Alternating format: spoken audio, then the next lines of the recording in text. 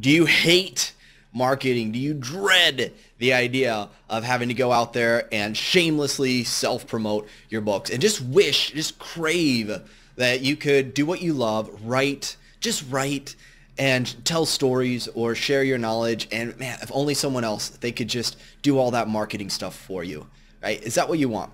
Well, in this quick video, I'm going to share with you a way to help overcome some of the challenges when it comes to the idea of marketing and the dread and the feelings of how horrifying it's going to be to have to market your book.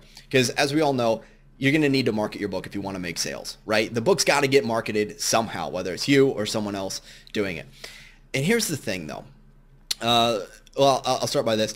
Russell Brunson said this about marketing. He said, don't outsource your marketing. Outsourcing your marketing is like outsourcing your sex life. Okay, certain things you just don't outsource. And Jim Rohn talked about you can't hire someone else to do your push-ups for you. And marketing, yeah, you can kind of outsource it, but there's certain things when it comes to marketing and book marketing that you can't outsource it, or you don't want to. It would be a really bad idea to do it. So what do? Like, you just have to embrace the suckiness of it and grit your teeth and bear through it. Well, to some degree, yeah, probably at times, that's life. However, I'm going to share with you something that might challenge you. That might be something that you'll resist at first, but I invite you to consider it, and that is this. You don't hate marketing. I promise you, you do not hate marketing. You do not hate book marketing. You're like, but Derek, you don't know me. You don't know my feelings. I do hate marketing. Okay, well, here's the idea. Here's what I mean by that. You hate whatever you think marketing means, because let me explain this. Go do marketing. Go do book marketing. What are you actually going to do? You see, if I tell 10 different people to go do book marketing, that's an abstract concept.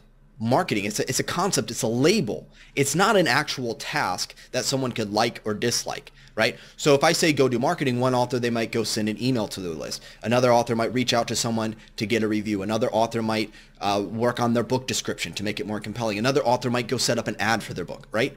Like, see, these are different tasks that come under the umbrella of marketing. So you don't really hate marketing. You hate whatever the task or tasks are that you think, ooh, that's the thing that I don't like. Now, okay, great. So is this just semantics? It's just linguistics and words? Well, there's a significance to this. Just consider this. What actually are the feelings associated with marketing? And I'll share a quick story. When I was in music school, I hated the idea of doing music business, right? The idea of music business. Now, I didn't really know much about what it involved, but I just thought the idea of business does not sound sexy. I just want to write. I want to perform. That's what lit me up, right? So if you're a creative type, if you can relate, you're like, I just want to write. I just want to do the creative stuff. I don't want to do the marketing, the telling people about it. Then I can relate. I can empathize, especially with this idea of like, well, I don't want to do self-promotion. I don't want to talk about my book or my music or whatever. What if I annoy people? I don't want to hassle people. I don't want to sound like I'm just trying to sell people. Okay. But here's the thing. What if instead of selling, what could I do instead? Well, I just like to teach people. I love teaching and sharing the value of something and inspiring them to take actions that better their life. That's what I do as a coach, with fitness, with personal development. Well, wait a second. What I just described is selling, right? Teaching people the value of what you have to offer, inspiring them to take an action. That is selling, right? What do you do if you're a fiction author? You tell stories, you entertain people. Well, what are you doing when you're marketing? You're entertaining them and you're drawing them in and you're getting them to go, I want to keep reading, right? They read your description and they go, I want to keep reading. So they read the first part of your book. They go, I want to keep reading. I'll click the buy button to keep reading because they're so drawn in and intrigued by your book. That's marketing, is storytelling that draws people in, gets them curious, and makes them want to keep going, right? So it's not really that much different. I'll tell another quick story. One of the things I learned was creating standard operating procedures. In your business, have standard operating procedures. That is like the tasks that you do. Like you could hand it to someone else and they could do the same thing. They could run your business for you.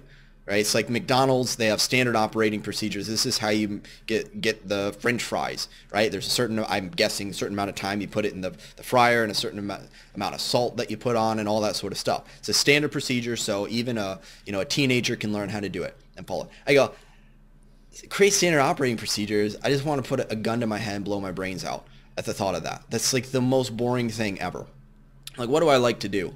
Well, I like to create training courses, right? I like to teach people exactly, step by step, exactly what you do, going from an idea to market research to creating a book and launching it to bestseller.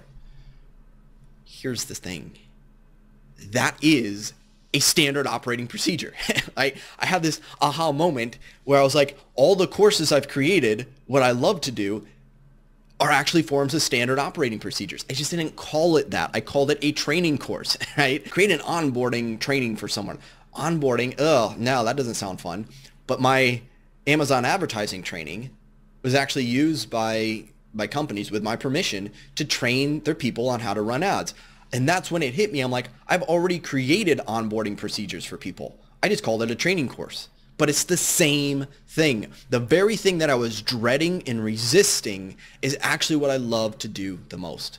It's just how it was labeled. It's just the concept in my mind, just the story I was telling myself about that thing.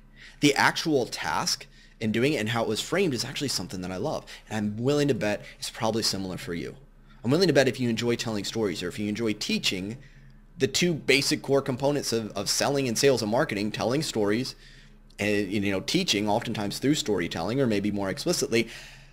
If you're an author, I'm pretty sure you enjoy doing those things. And if you enjoy doing those things, you already enjoy many of the tasks associated with marketing. And yes, I get it. There's technology and you got to set up emails and, I got to reach out to people and what if they say no? And there's all these other things with it, right? And we could tackle that at a different time. But there's probably partly just a story that's being told, right? So here's my invitation for you. I invite you to consider, what are you resisting specifically? Not just, resisting marketing. What actual task? Is that reaching out to someone asking for a review? Is that writing a book description? Is that posting something somewhere? Like, what is it? And you might even find you go, actually, I don't even know what it involves. I just the idea of it, I don't like. But I don't maybe know what the tasks are. That was the case with me, right? So get specific. What are the actual tasks, the actual action steps that you take? One of them or multiple ones that you're resisting. That's the first part. The second part is, what's the story you're telling yourself about it? What is the story? What would happen if you did this thing? That's a great question. I really don't want to reach out to someone and ask them for a review. Okay, well, what would happen if you did? Or like, what's the worst that could happen? And start to just raise awareness about the story that you're telling. That's really what the intention of this video is. I'll follow up and can share some ways to break through those things, but it starts with awareness. And for some people, you might even find just having the awareness of it and really thinking about it, you go, actually, I guess there really isn't anything that I guess it's not that bad now that I think about it. Maybe it'd actually kind of be fun. And that's the final part. It's kind of a bonus task, as you may or may not know how to reframe the story. But if you did know how to reframe the story, go, what would a more empowering story be? What would a different story be about this task that would get me excited and lit up? What's a different way of approaching this? I'm not creating a standard operating procedure. I'm creating a training course for myself and for others on how to do this.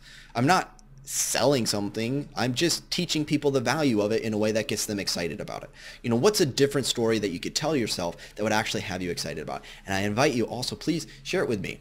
Because if you share it with me, I can find better ways to serve you. And I also know there's some practical things where you go, I really just, I'm a shy person and I don't know how to reach out to people. And maybe there's a really practical challenge that you have.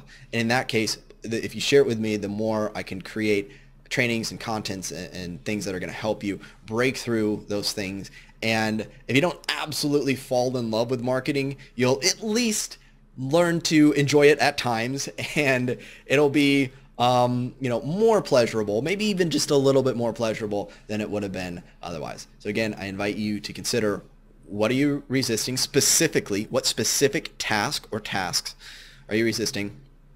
What's the story around it? And what's a more empowering story? And please share that with me. Wishing you the best. Take care.